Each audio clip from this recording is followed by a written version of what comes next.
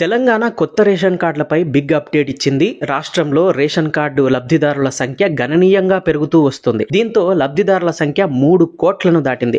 కొత్త రేషన్ కార్డుల మంజూరుతో పాటు ఇప్పటికే ఉన్న కార్డుల్లో కుటుంబ సభ్యుల పేర్లను చేర్చడం ద్వారా మే నెలాఖరు నాటికి మొత్తం లబ్ధిదారుల సంఖ్య 3,11,28,921కి చేరినట్లు సివిల్ సప్లయర్ శాఖ అధికారులు తెలిపారు. ఈ ఏడాది జనవరి 26న రాష్ట్రంలో కొత్త రేషన్ కార్డుల మంజూరు ప్రక్రియ ప్రారంభమైంది. ఇదే సమయంలో పాత కార్డుల్లో కొత్త పేర్లు నమోదుకు కూడా పౌర సరఫరాల శాఖ అవకాశం కల్పించింది. దీనికి అనుగుణంగా మీ సేవ కేంద్రాలతో పాటు కులగణన సర్వే ద్వారా పెద్ద సంఖ్యలో దరఖాస్తులు అందాయి. అందిన దరఖాస్తులను పరిశీలించిన అధికారులు రేషన్ కార్డు మంజూరు ఒక నిరంతర ప్రక్రియ అని, ఇంకా పెద్ద సంఖ్యలో పరిశీలించాల్సిన దరఖాస్తులు ఉన్నాయన్నట్టు వెల్లడించారు. వర్షాకాలం సీజన్ నేపథ్యంలో జూన్, జూలై, ఆగస్టు కోటాకు సంబంధించిన రేషన్ ను పంపిణీ చేస్తున్నట్లు తెలిపారు. ఈ నెలాఖరు వరకు 3 నెలలకు సరిపడా రేషన్ తీసుకోవచ్చని అధికారులు తెలుపుతున్నారు.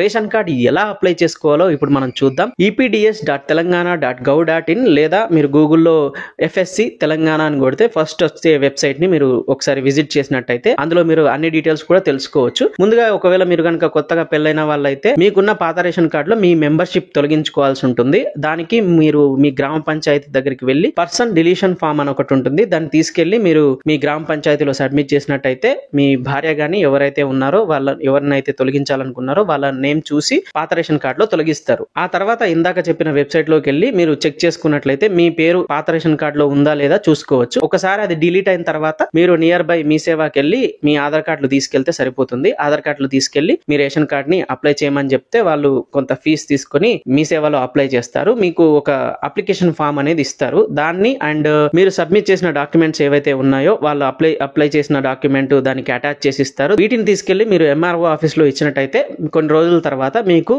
ఎంక్వైరీ కాల్ అనేది వస్తుంది. మీ పరిస్థితులు ఏంటి, మీ సంపాదన ఏంటి, ఎక్కడ ఉంటారు, ఏం చేస్తుంటారు, ఇంతకు ముందు ఏమైనా రేషన్ కార్డు ఉందా, మీ నాన్నగారు ఏం చేస్తుంటారు, ఇలాంటి అన్ని డీటెయిల్స్ అడుగుతారు. ఒకవేళ ఇవన్నీ కూడా క్లియర్ గా ఉంటే మీరు మాట్లాడి సమాధానాలు చెప్పిన తర్వాత క్లియర్ గా ఉంటే అది అప్పుడు అప్రూవల్ ప్రాసెస్ కి వెళ్తుంది. అప్రూవల్ అయిన తర్వాత మీకు మళ్ళీ ఇందాక చెప్పిన వెబ్సైట్ అదే వెబ్సైట్ లో FSC అనే వెబ్సైట్ లో మీకు అప్రూవల్ అయిందా లేదా అనేది చూసుకోవచ్చు. అప్రూవ్ అయితే కనుక మీకు రేషన్ కార్డ్ నెంబర్ అనేది వచ్చేస్తుంది ఆటోమేటిక్ గా. అండ్ నోట్ వెరిఫికేషన్ కాల్ వచ్చిన తర్వాత మీరు చెప్పిన సమాధానాలని బట్టే రేషన్ కార్డ్ అనేది అప్రూవ్ అవ్వడం జరుగుతుంది. అప్రూవ్ అయిన వెంటనే రేషన్ కార్డ్ నెంబర్ వస్తుంది. దాంతో పాటు రిజిస్టర్ కీ నెంబర్ అనేది ఒకటి ఉంటుంది. అది మాత్రం మస్ట్ అండ్ షుడ్ గా ఉండాలి. రిజిస్టర్ కీ SI నెంబర్ అని సంథింగ్ ఉంటుంది ఆ వెబ్సైట్ లో.